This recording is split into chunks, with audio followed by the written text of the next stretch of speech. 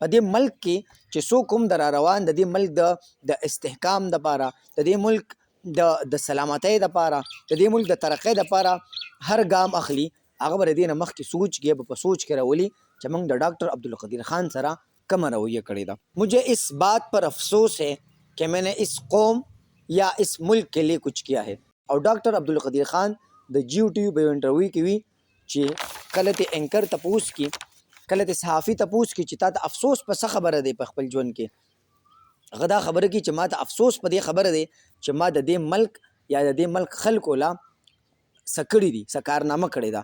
मुझे इस बात पर अफसोस है कि मैंने इस कौम या इस मुल्क के लिए कुछ किया है. السلام علیکم قدرمنو، سلامونه او احترامات. نن یوم تکبیر 28 مئی په ټول ملک کې د یوم تکبیر په مناسبت سره منځل کیږي. په 28 مئی 1998 کې د نواز شریف په دور حکومت کې چې کله اټمی دماکې وشوې او پاکستان د دنیا اوم اټمی ملک چې هغه ډیکلیر شو، دا د پاکستان سره سره د پوره اسلامي دنیا دپاره د فخر او د ویاړ خبره وه. موږ نن هم په ټول ملک کې یوم تکبیر په مناسبت سره د 28 مئی چې هغه منځو. زه به دا خبره وکړم، دا ملک که چا اټمی طاقت او قوت جوړ کړی دی، د هغې شخصیت نوم چې دی هغه ډاکټر عبدالقدیر خان دی. د ډاکټر عبدالقدیر خان سره زمونږ رویه ډیره مایوسکونه او ډیره کمزرفانه وه. زمونږ سلوک ډیر زیات مایوسکون و د هغوی سره.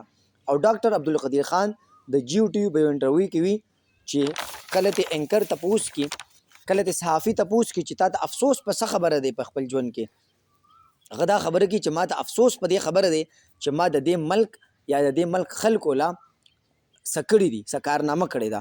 زه دا خبره کوم چې په دې ملک کې موږ د خپل هیرو سره زمونږ کم سلوک ته کم رویه اختیار کړې ده. په دې ملک کې چې څوک هم در روان د دې ملک د استحکام دپاره، د دې ملک د سلامتۍ دپاره، د دې ملک د ترقۍ دپاره هر ګام اخلي، هغه به د دې نه مخکې سوچ کې په سوچ کې راولي چې موږ د ډاکټر عبدالقدیر خان سره کومه رویه کړې ده.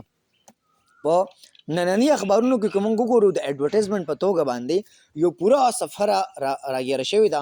لومبنۍ خبره حکومتي پیسې به دې لګېدلي دي، سرکاري پیسې به دې لګېدلي، زما او ستا د ټیکس پیسې به دې باندې لګېدلي دي.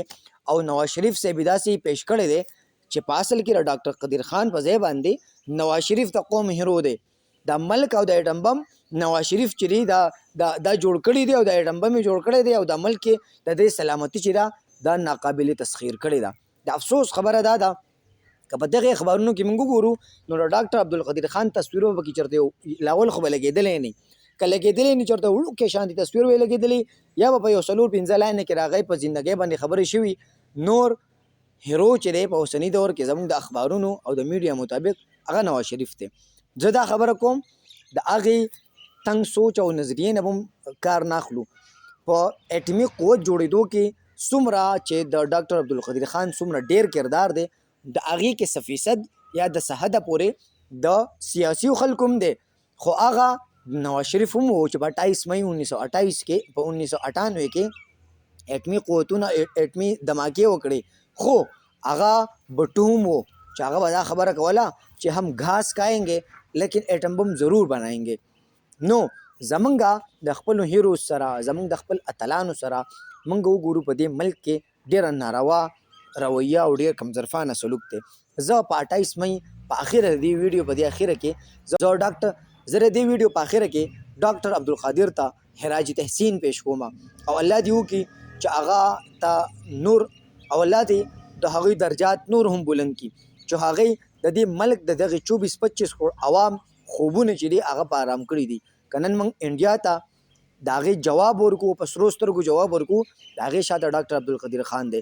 نن که موږ په دنیا کې څوک مني د هغې شاته ډاکټر عبدالقدیر خان دی. نن که موږ په بل سړي ته په ډاډ باندې خبره کوو نو د هغې وجه ډاکټر عبدالقدیر خان دی.